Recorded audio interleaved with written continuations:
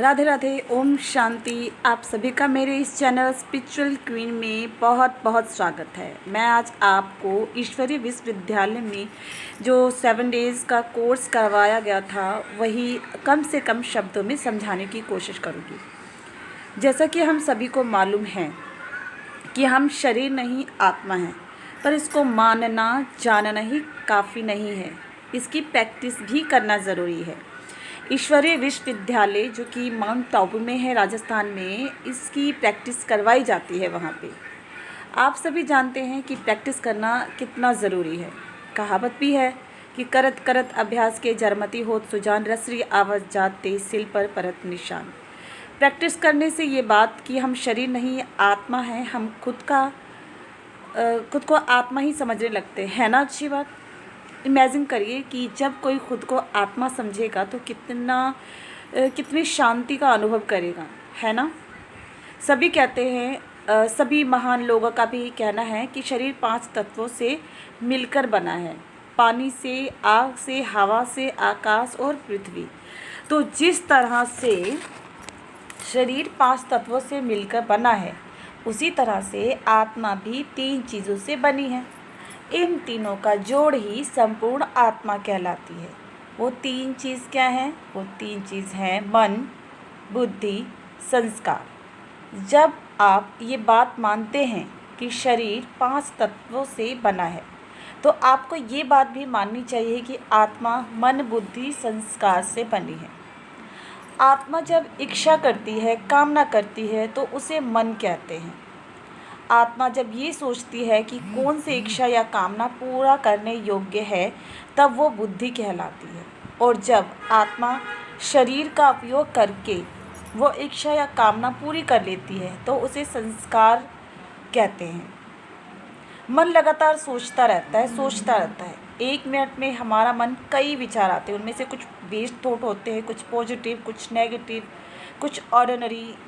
जो विचार हमें आगे बढ़ने की प्रेरणा देते हैं उसे पॉजिटिव विचार कहते हैं। जो विचार हमारे मन में निराशा लाते हैं, कभी कभी तो सुसाइडल थॉट लाते हैं, उसे नेगेटिव थॉट बोलते हैं। पास्ट को लेके जो विचार चलते हैं उसे वेस्ट विचार कहते हैं। खुद को देखिए कि आप ज़्यादातर कौन से विचार करते हैं। पॉजिटिव विचारों को बनाना पड़ता है। नेगेटिव विचार जो होते हैं ना, वेस्ट विचार अपने आप आ जाते हैं। मन में पॉजिटिव विचार बनाने की प्रैक्टिस करनी होगी। मुश्किल है पर नामुमकिन नहीं। ये हुई मन की बात। अब जब मन में विचार आया तो बुद्धि ने निर्णय लिया कि बात ठीक है या नहीं। अगर मन पॉजिटिव विचारों से भरा रहेगा तो मन शक्तिशाली होगा। तब हम जो भी निर्णय लेंगे अच्छा होगा। अच्छे विचार, पॉजिटिव विचार एक बगीचे की तरह होते हैं। बगीचा छोटा ही क्यों नहीं होता, उसे मेंटेन करना होता है। और नेगेटिव विचार, ऑर्डिनरी, वेस्ट विचार जंगल झाड़ की तरह होते हैं जो कि अपने आप आ जाते हैं। निर्णय अच्छा होगा और हम निर्णय लेने में देर भी नहीं लगाएंगे। निर्णय लेने के बाद जो काम कर लेते हैं उसे संस्कार कहते हैं। संस्कार बनने से हम सुख दुख को फील करते हैं। जिन संस्कारों से हमें दुख, अशांति को फील करें, कोशिश करना चाहिए कि वैसे संस्कार को बदल सकें। हम अपने पूरे दिन में मैं और मेरा शब्द का इस्तेमाल करते हैं। यहाँ मैं का अर्थ है आत्मा और मेरा का मतलब जिसे आत्मा यूज़ करती है। जैसे एक कार में ड्राइवर बैठा होता है, ड्राइवर अलग है, कार अलग है। उसी तरह से कार शरीर है और ड्राइवर आत्मा। अगर ड्राइवर अच्छा हुआ तो कार अच्छे से चलेगी, दुर्घटना होने के चांसेस कम होंगे। उसी तरह से अगर आत्मा अच्छी होगी तो आत्मा शरीर का इस्तेमाल करके अच्छे कर्म करेगी। इस तरह से एक और एग्जांपल देती हूँ मोबाइल का।